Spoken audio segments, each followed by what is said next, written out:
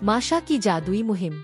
एक दिन जंगल में खूबसूरत धूप निकली हुई थी। परिंदे चहचहा रहे थे और सब कुछ बहुत खूबसूरत लग रहा था।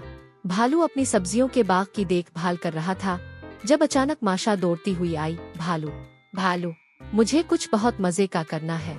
भालू ने मुस्कुरा कर कहा, क्या शरारत करने का सोच रही हो अब? माशा ने हंसते हुए कहा, नहीं नहीं, इस बार मैंने सुना है कि जंगल के इस पार एक जादुई दरख्त है जिस पर चमकते हुए सेब लगते हैं।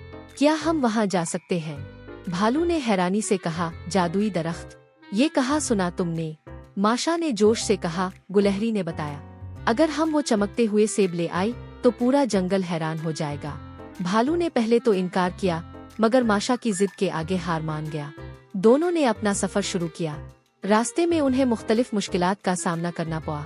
कभी उन्हें दलदल के पार जाना पड़ा, कभी एक नटखट बंदर ने उनके नाश्ते पर कब्जा कर लिया और कभी तेज हुआ ने माशा की टोपी आड़ा दी। मगर भालू की समझदारी और माशा की शरारतों ने हर मसला हल कर दिया।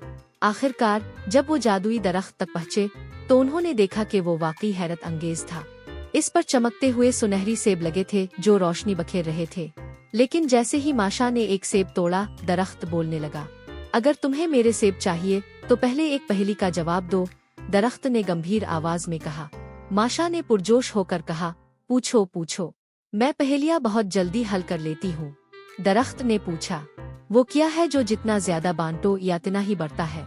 माशा ने थोड़ा सोचा, फिर खुशी से चलाकर बोली, मोहब्बत।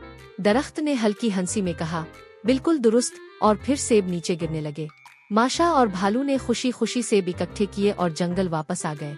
जब उन्होंने जानवरों को वो चमकते हुए सेब दिखाए तो सब हैरत से उछल पड़े। मगर जब सब ने मिलकर वो सेब खाए तो अचानक सबके दिलों में मजीद मोहब्बत, खुशी और दोस्ती भर गई।